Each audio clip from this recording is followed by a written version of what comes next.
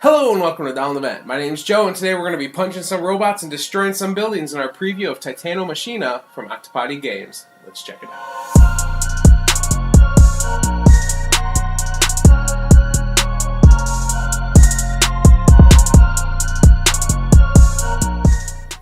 Okay, let's go ahead and take a look at how to play Titanomachina. I'm going to start off this gameplay explanation by saying that there's a lot going on in this game. There are many rules, and I'm not going to be able to cover all of them. This is also a prototype version of the game, and it's only for 2 players. The full version of the game will go up to 4 players, which would be insane because 2 players was crazy. But there's a lot going on. I'm going to try and explain as much as I can, but I'm not going to go into extravagant detail about everything. So essentially, you're going to start off the game by giving each person their own Titan, a Titan dashboard, the little pieces like your arms and your legs and all that for each Titan, some buildings, and there will actually be 5 buildings worth of building tops for each player, and then 9 of these in the game. But again, this is a prototype. I only have 4 tops and 8 wall sections. And then they also get their deck of cards for their bot. So each robot starts with, or each Titan starts with like a basic set of cards that is the same as every other.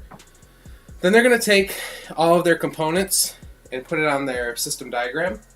And it lines up like that. You have 2 arms, you have sensors, you have armor, turrets, legs, shields, sensors, plasma jets. All this stuff can get destroyed throughout the game. So it's important that you have it in the right areas. And that's the base setup of how you want to get it going. Once everyone has that set up, you're both going to roll a die, or all players will, and decide initiative. So higher initiative is going to get to go first in the rounds. Lower initiative, though, is going to get to draft first in the beginning of the game. So the first things you're going to draft are actually the personalities that will be running your bots. So this version has 4 different personalities in it, and essentially what these do is they give you an extra way to get victory points in the game. And the goal of this game is to win by having the most victory points. But not just the most victory points at the end of the game.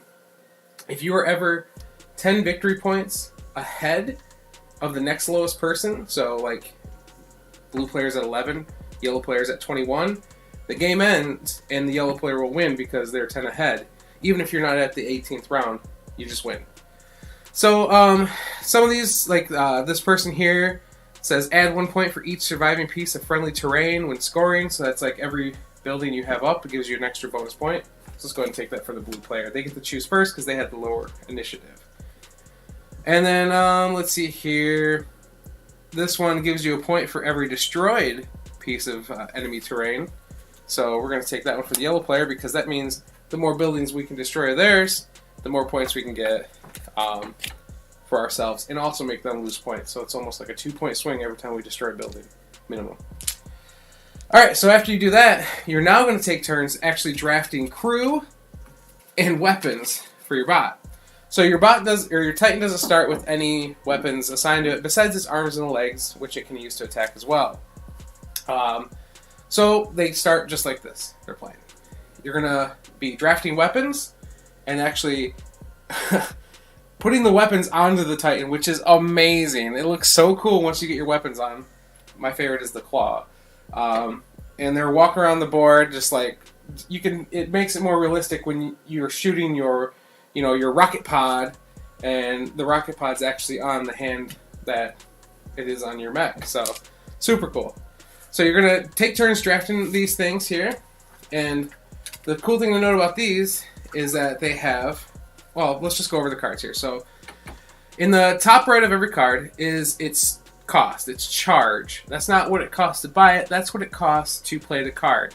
So it takes 3 energy essentially to play this card. So if you play it, you then have to discard 3 other cards to power it. Then over here is in this oval is how many dice you're going to roll for the check for this card. So it starts off with 2, and you're just trying to roll the highest die possible. On weapons, the square one is range, And then there are multiple different things. There's triangles, diamonds, bullet shapes, starbursts, things like that all do different things. From deal extra damage or allow you to roll extra dice against titans, or extra dice when you're attacking buildings, or to make your opponent discard cards if you're attacking their titan, stuff like that. So they do a lot of different things. Again, tons of rules, lots to learn, but very cool once you do.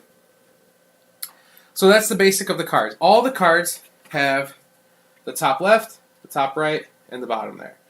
The bottom is called HR, and that essentially is victory points for your opponent if they ever destroy that piece. So even the crew here have these little tokens, like the armor and the arms and stuff like that, that you'll be putting onto your bot. And if they get destroyed or killed, then the next time you have that card available, you'll actually hand that to your opponent, and that's extra victory points for them. And that's not great. So you want to try and keep your stuff safe. So you're going to take turns drafting these, and then adding these cards to your decks. And you're going to shuffle your whole deck up and draw 8 cards each. So the last piece that you'll do is actually take turns placing buildings on the board, and then take turns placing your bots. So I'm going to go ahead, skip ahead to what the game actually looks like once it's all ready, and the first whole beginning drafting and setup round of the game is over. Okay, so the board is now all set up and ready to be played. The yellow player is going to attempt to target this level 3 building here because that is worth 5 victory points if it's destroyed. And remember, if I destroy buildings, I get extra victory points as well. So that could be huge if we can take that out. The blue player placed last because they have a lower initiative, but that also gives them a tactical advantage of where they want to face on the board. So the facing of your bot matters in this game. If you're facing forward and you only have weapons, which you can only place them in forward areas facing forward, then you can't attack from behind. So they have a distinct advantage of being able to hit me from the side, and they're out of my range. So that's going to be dangerous for me. But we're going to hopefully attempt to blow up this building as quickly as possible and just end the game, right? So the other thing to note is that this game has 18 rounds here. If you get to the 18th round and no one has won the game by being 10 points ahead, you're just going to look at who has the most points in general, and then that person is the winner instead. Alright, so we're going to go ahead, and the yellow player is going to go first because they have the higher initiative. They're going to start off their turn by playing the macro laser.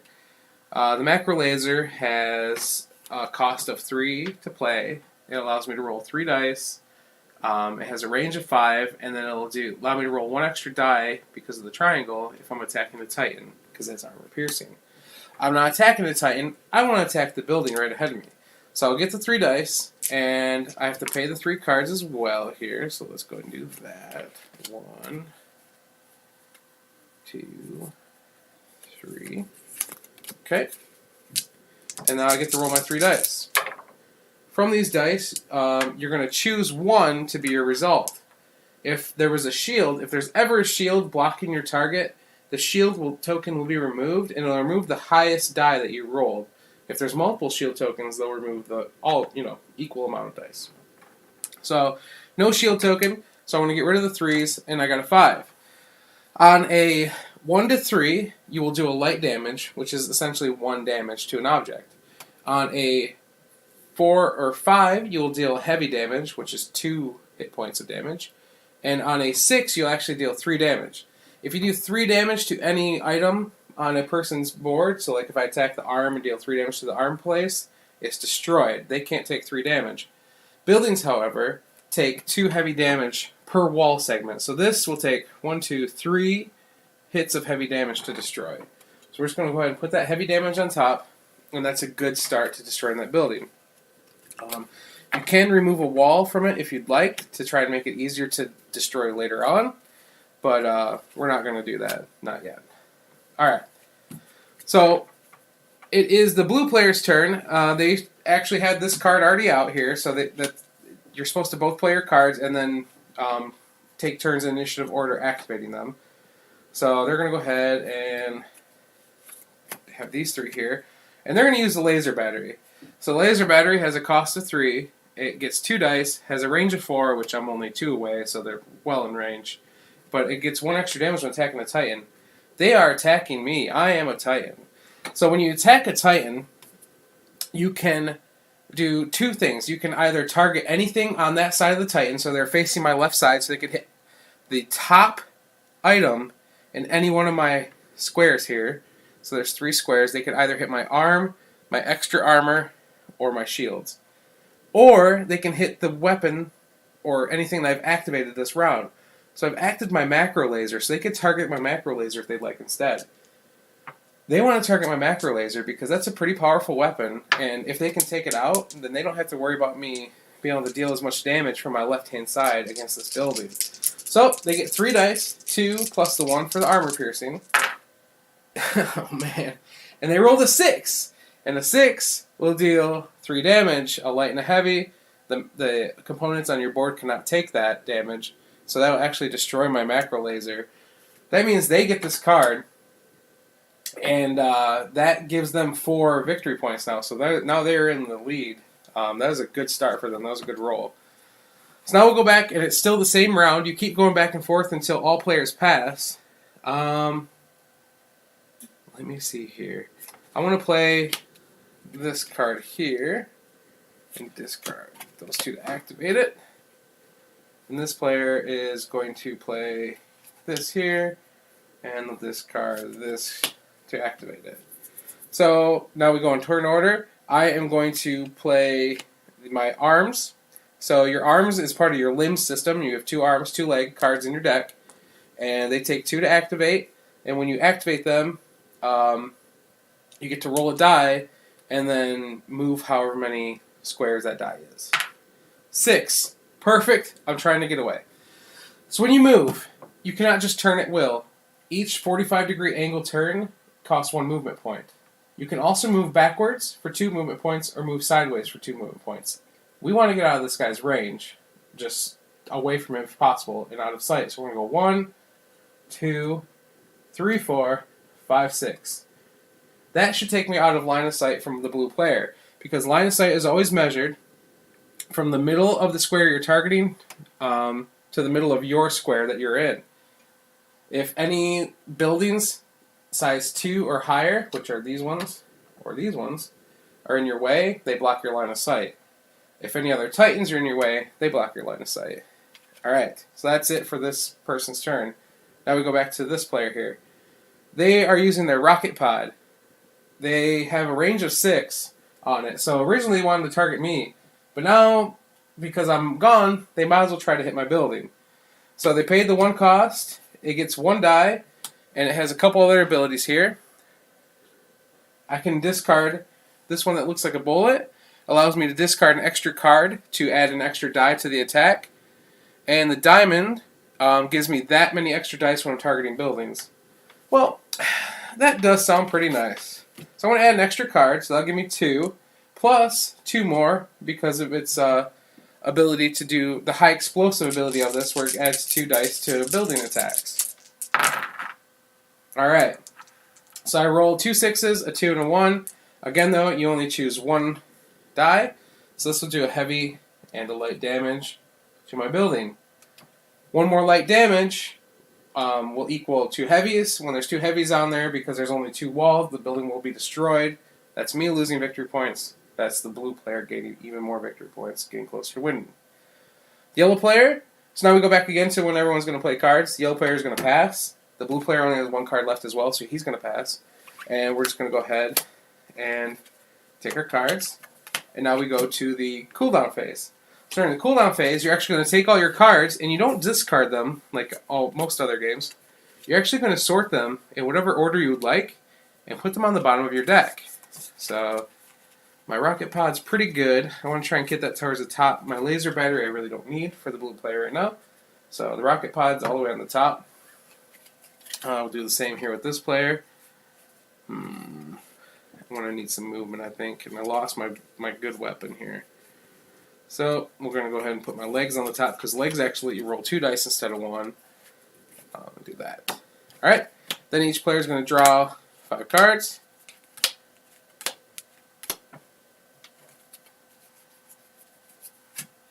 and then the wrong tracker moves to the second round. So that's the basics of a round. You're going to play cards, then act the cards out in initiative order, then play more cards, then act the cards out in initiative order, and keep going until every player is passed. If one player passed, you cannot play a card the rest of the round. So if blue was being really somehow like banking up a bunch of cards a couple rounds before, they could take a bunch of turns, a bunch of actions on one turn, and try to like do a lot of damage to one of the other titans. But we'll just go through some of the other cards here and kind of say what they do. Extra armor can be activated, and if your armor is ever damaged while it's activated, then you'll gain an initiative. So you could go up just to kind of gain some steam, I guess. Shields are very good. So they are kind of expensive to activate, but you'll roll 2 dice, and you'll take the higher, and whatever number you roll, so say you roll a 5 or a 6, it's kind of like movement. You gain that many shields. If you roll 5, you get 5 shield tokens, and you can put them around different areas of the board. And if that area is ever hit, the shield token removes one of the die first. Sensors will allow you to either go up an initiative or to move a building that's in your line of sight, a friendly building. So say I want to move this building away so the blue player can't kill it. I could activate a sensor and actually pull it one towards me, as long as it's in my line of sight still. And let me see if there's any others here. We already covered movement. There's plasma jets, which is another way to move. You're going to roll a die and it'll let you jump, and you can actually move over buildings or over other titans using that. And I think that's most of the basic stuff. There's also crew members, and crew members can be used to actually repair damage to your mech. And when you roll a die for them, it's the same as dealing damage, except in the opposite direction. So 1 to 3 repairs 1 damage. 4 or 5 will repair 2 damage, or a heavy, and a 6 will repair 3 damage. And let me see if there's anything else here. I believe that's it. There's a turret as well. That's the last thing. And the turret, if you activate that, the rest of your turn you'll have a wider radius or area to attack with. So your front attack range only being 90 degrees now expands to 180 or 270. It just depends what die you get. It could expand all the way to the 360 attack range, so your turret can like spin around and shoot anywhere. And that's the basics, the very basics of how to play Titanomachina. So let's go ahead and head up and see what I think of the game. Alright, so what do I think about Titanomachina? It's an interesting take. It reminds me of the old, I can't remember the name of the video games now, but it's like the old mech battle games that you would play in like your Windows 3.1 computer or Windows 95 PC, where you have to choose which gun goes where, and you have to make sure you have everything, enough power to power it. You can't have a light mech with a bunch of heavy stuff on it, otherwise it won't be able to move. There's a lot going on, but they wrap it into a game that is actually, it's pretty interesting because you get to use the cards to activate, but you can't just play a card and use your gun. You have to make sure you can power it. So you have to discard other cards from your hand to be able to power that gun. Which is neat because it gives you a lot of choices and a lot of, really brings the strategy into the game. So I highly recommend you check this out. Again, there's a lot more information for this in the Kickstarter, which I have the link to in the description below. But if you have any other questions about the game, feel free to drop them in the comments. And until next time, my name's Joe, and you've been watching Down the Vent. Bye.